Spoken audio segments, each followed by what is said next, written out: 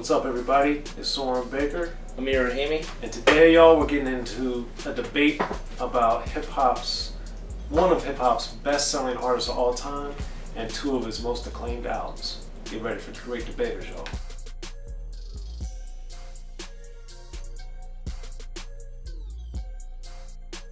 And today on The Great Debaters, we're going to be looking at two of Tupac's albums, two of his most acclaimed and two of his best-selling albums. We got Me Against the World, which dropped in 95, All Eyez On Me, which dropped in 96. And obviously these are very tumultuous years in Tupac's life and the end of his life. So, Amir, heading into Me Against the World, Tupac, his star was rising, but he hadn't become this icon. So, going back and as you listen to his first couple albums, prior to Me Against the World, what did you think of him artistically heading into this project? I'm a little biased because Me Against the World was the first album I heard from Tupac. That was actually the first, little backstory, that was the first CD I was burned that got me into hip hop. Okay. So Me Against the World was my intro to Tupac, so I can't answer that with a clear mind of thought. Okay. But going back and listening to Tupacalypse Now, for example, which is I think we can all agree that was his weakest while he was alive. But going on to his Strictly album, I thought there was some definite progression in terms of features and production and more confidence in his flow. And Me Against the World, I think, just took it up even a higher notch in that aspect. Yeah, well, maybe we'll debate his first two albums in another episode, but I do think Tupacalypse Now gave us a great introduction to him because coming off of Digital Underground with Same Song and different things, I think that was Tupacalypse Now was such a dramatic departure from that because that's not what Digital Underground rapped about, primarily police brutality, and then a few other topics like Brenda Got a Baby and other songs on Tupacalypse Now, but the album is mainly about police brutality, which is a far cry from what Digital Underground did. And then on the Strictly album, I think, to your point, he took huge artistic steps, I think primarily because the production grew and evolved with him instead of staying in that kind of dark lane that much of Tupacalypse Now was. But when we get to Me Against the World, he was in prison, he had a lot of problems, and legal and physical problems with getting shot. So I was very intrigued to hear what the album was going to end up being. So for you, this is the album that got you into rap. What made it so amazing to you when you heard it? Dude, just the start, man, of getting shot. You hear just the intro, and it really sets the mood for the whole piece. Right. If I Die Tonight, the classic intro saying, coward dies 1,000 deaths, soldier dies but once. I think at the time too, I was like a little. I was, what do you call that, hormonal, going through the puberty and all that stuff. So I was kind of relating, with, I guess, the fuck the world topics and stuff like that. Obviously, two completely different lifestyles me and Tupac have, but you can relate, especially with a lot of the album kind of being darker, more melancholy, a little more sad. Just think about it. What do we have? If I Die Tonight, Me Against the World, So Many Tears. Yeah. Just not such downy, exactly, track names. Then you get to the end, Death Around the Corner, Outlaw. Well, interesting you say that because one of the tracks that stood out to me for the very opposite reason was the Old School song.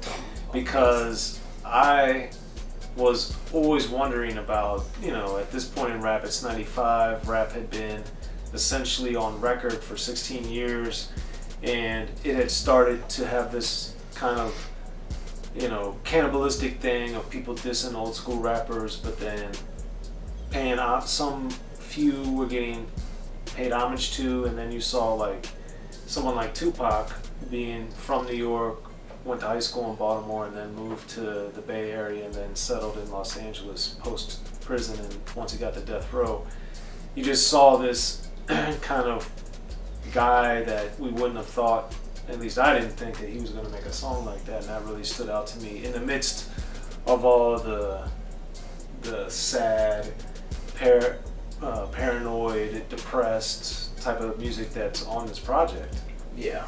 So you have that, and then juxtapose that with Dear Mama, of course. Yeah.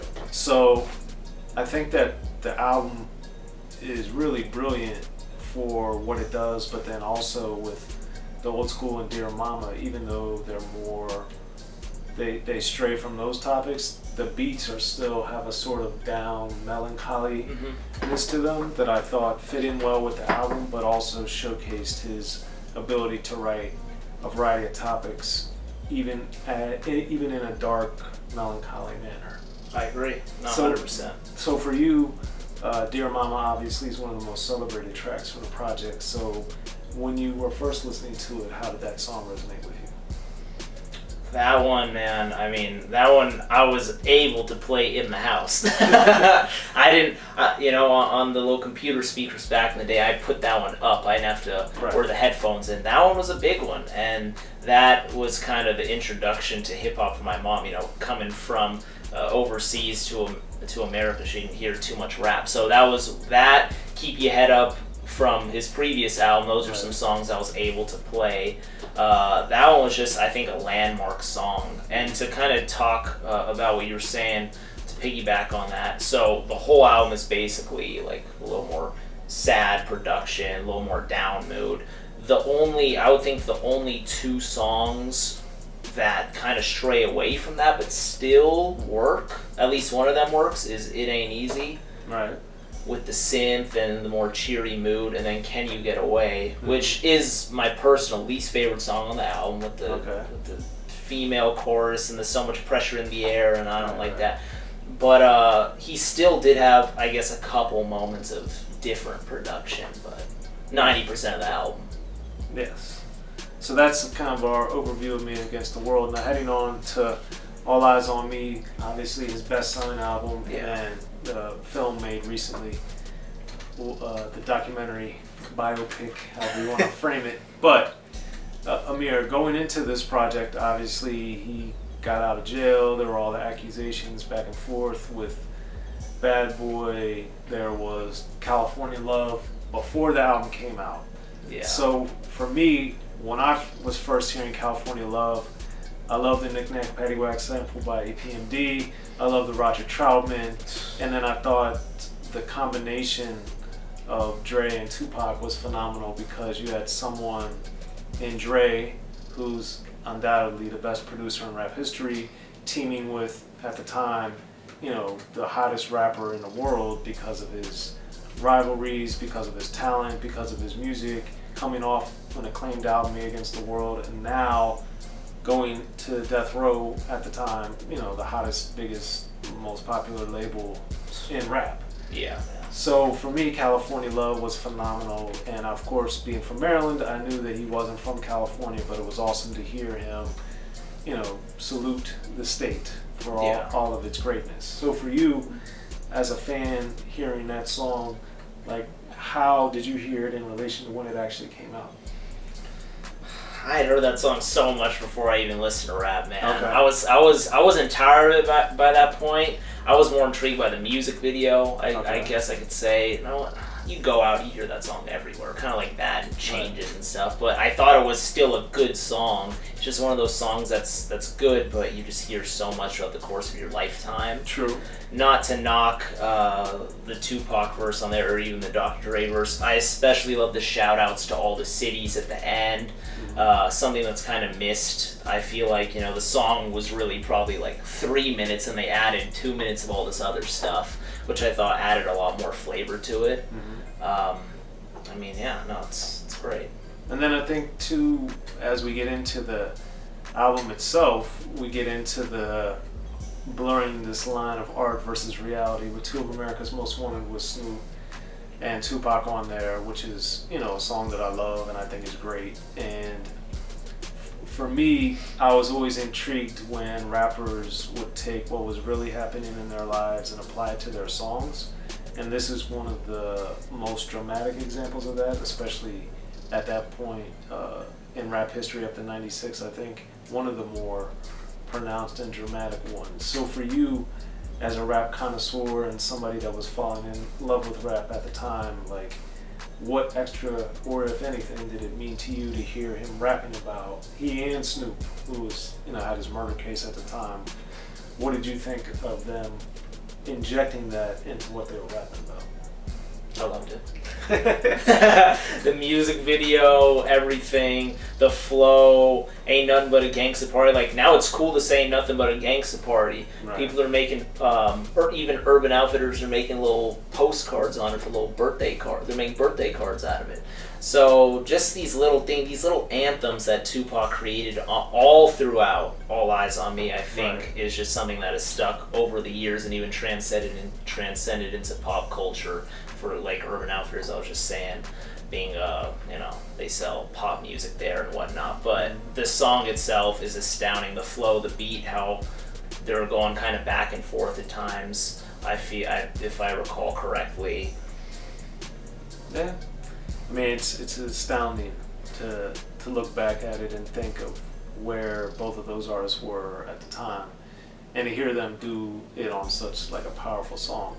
And then the rest of the album, of course, Dr. Dre was really just on California Love, but then throughout the rest of the album, it's dominated production-wise, in my opinion, as far as the better tracks by Daz and Johnny J. Yeah. So for you, what do you think Daz, who at this point was becoming, super established and, highly regarded, especially on the West Coast, what do you think he brought to All Eyez on Me? He brought Ambitions as a Rider, which was just, dude, to Amazing. start off the album with that song, that's like hard to follow up. Right. Like this, Very powerful. Very strong song. What else did he produce on here, man? Like, Got My Mind Made Up? Did he do Got My Mind Made Up? Yeah, man. Daz was just. What's on this album, man? It's too much. Too much. There's like 27 songs on here. Daz was, him and Johnny J, as you said, were my two favorites. I also like DJ Quick's Hearts and Men on here. Right. David Blake. Boom. One thing that I kind of want to talk about that I don't know. I think that this album was also, we've heard artists from Northern California and Southern California team up before. It's not like Tupac introduced that. Obviously, he didn't. But I think on this album, it was just so much collaboration, and I actually really SIBO on there. Really SIBO. We got the Click, yeah. Richie Rich rapping Forte, and we obviously have Dog Pound. We have Snoop. Right. I just thought it was a very West Coast album, and he also did have other people on Redman, like Wu-Tang Clan and Redman. So I don't know. That is something that I think is, people always talk about Tupac being very warish. I think he still did kind of bridge the Northern California and Southern California a little stronger than what it was, and I gotta respect him for that. Yeah. So obviously this album has so much to it, and we've gone over a little bit of it. But when you look at it now in retrospect, what gets your vote for the better album? Me Against the World by Tupac or All Eyez on Me by Tupac? All Eyez on Me, definitely for me, as far as favorites, 100%. And why is that? Well, I think we have so many different types of Tupac on this album. We have, the classics like I Ain't Mad at Ya, Only God Can Judge Me, Life Goes On. Those are songs that are a little bit more introspective. We have just the hard hitters like Ambitions as a Rider, Two Americans Most Wanted, When We Ride. We even have songs that are introducing alcohol, thug passion, stories of people trying to be gangsters, Shorty Want to Be a Thug, Wonder Why They Call You Bitch. Right. All these things. There's just so many ingredients to the pot all being served. Whereas Me Against the World, I can kind of I feel like I have to be in a certain mood to listen to it, although it is amazing. Like, that's an understatement in my opinion. I give it to All Eyez on Me. And something that I like to say, and you can maybe agree with me or not, this is what I call the All Eyez on Me curse happened after this album. Okay. And that is that everyone after, not everyone, but a lot of people after started to try and release double albums. We got Bone Thugs, Art of War, we have Wu-Tang Forever, we have Life After Death, and that all happened Master P within... did it before Tupac. Which one? With some of his compilations. Yeah. An album by one artist, though. Double album's a double album there. 4 LP, 2 CD. Well, also, if you had it on vinyl, which I'm sure you do now, but He's a DJ, I'm the Rapper was a double album on vinyl by Jazzy Jeff and the Fresh Prince, which was early in the game. Oh my! But it wasn't 2 CDs. Well, that's because... Did it span over 120 minutes? Is what I'm saying. No, I don't think so. Not 120, sorry, hour 20 minutes. Yeah, I was gonna say hour 20 minutes. But back to Tupac.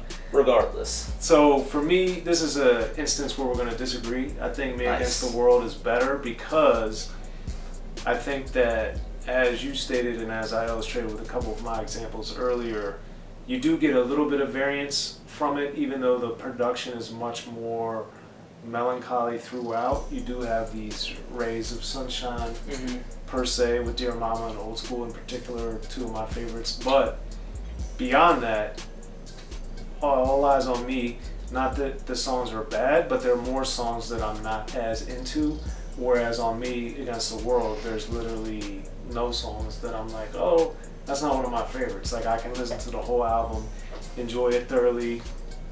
Whereas All Eyez on Me, there's a few tracks, a handful of tracks actually, that, you know, they're good, and I'm glad they're out, but I'm not, if they were gone and I'd gotten them on a B-side or 12-inch or some, you know, unreleased Tupac later, I wouldn't have been like, oh man, this should have been on All Eyez on Me. No, I'm glad to hear it because I love to hear every song that artist makes, but I just think there's, you know, some fat that could be trimmed from it to make it as good and as consistent as Me Against the World. That's my opinion. I think that goes with every double album.